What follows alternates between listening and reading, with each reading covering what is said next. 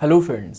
पिछली कुछ वीडियोस में हम लोगों ने देखा कि ग्रेट वॉल ऑफ चाइना बन जाने के कारण यूची ट्राइब चाइना में एंटर नहीं कर सकती थी और यही वो कारण बना जिसकी वजह से बैक्ट्रिया में रहने वाले ग्रीक्स ने इंडिया के नॉर्थ वेस्टर्न रीजन को ऑक्यूपाई कर लिया और यहाँ पर आकर अपने टेरिटोरियल एरिया को और ज़्यादा एक्सपेंड करना शुरू कर दिया।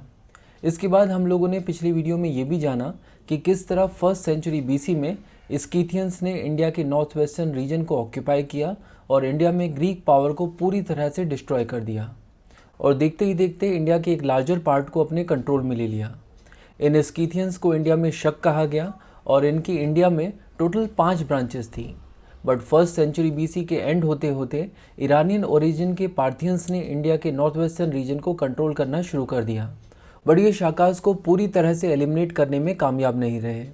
इनफैक्ट पार्थियंस के कंट्रोल में नॉर्थ वेस्टर्न इंडिया का एक छोटा सा ही रीजन था।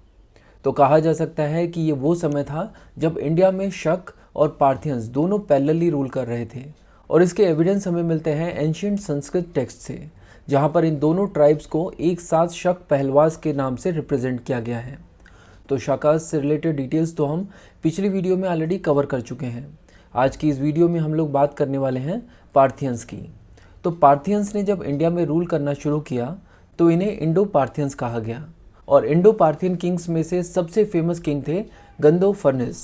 इनके द्वारा इशू किए गए कॉइन से पता चलता है कि ये इंडिया में फर्स्ट सेंचुरी एडी के दौरान रूल कर रहे थे। कहा जाता है कि इनके दरबार में सेंट थॉमस ने विजिट किया, जो कि एक क्रिश्चियन मिशनरी थे और लेटर क्रिश्चियन सोर्सेज में ये भी कहा गया है कि सेंट थॉमस इनसे मिलने के बाद केरला पहुँचे और इसके कुछ समय के बाद चेन्नई के मैलापुर में उन्हें असैसिनेट कर दिया गया।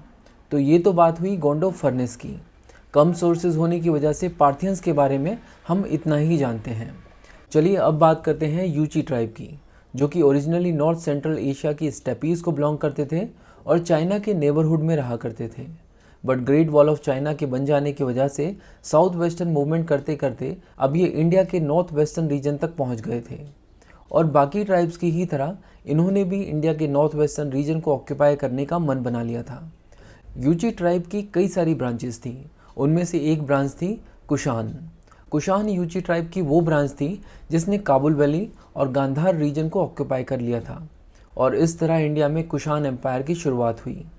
इस एम्पायर के फाउंडर थे काजुला कैटफाइसिस और काबुल वैली को ऑक्यूपाई करने के बाद इन्होंने अपने कॉइन्स इशू किए जिसमें इन्होंने अपना नाम मेंशन कराया। इनके बाद इनके सक्सेसर थे वीमा कैटफाइसिस। वीमा कैटफाइसिस के रूल के दौरान कुशान एम्पायर का टेरिटोरियल एरिया काफ़ी तेज़ी से ग्रो हुआ।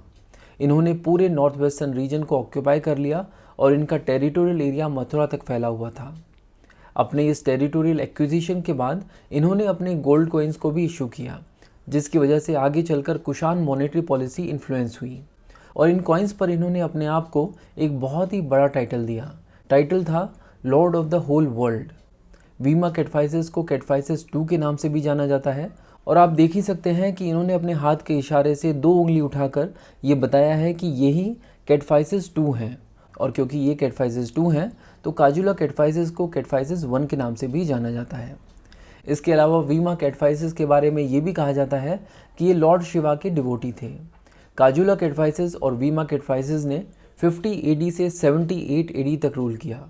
इसके बाद 78 एडी में कुशान एम्पायर के सबसे इम्पॉर्टेंट रूलर का रूल शुरू हुआ। इनका नाम था कनिष्क, जिनसे रिलेटेड डिटेल्स को हम लोग नेक्स्ट वीडियो में कवर करेंगे। इंडिया की हिस्ट्री और इंडियन पॉलिटी को डिटेल में कवर करने के लिए बुक्सतावा की प्लेलिस्ट को फॉलो कीजिए। Thank you so much for watching and supporting बुक्सतावा।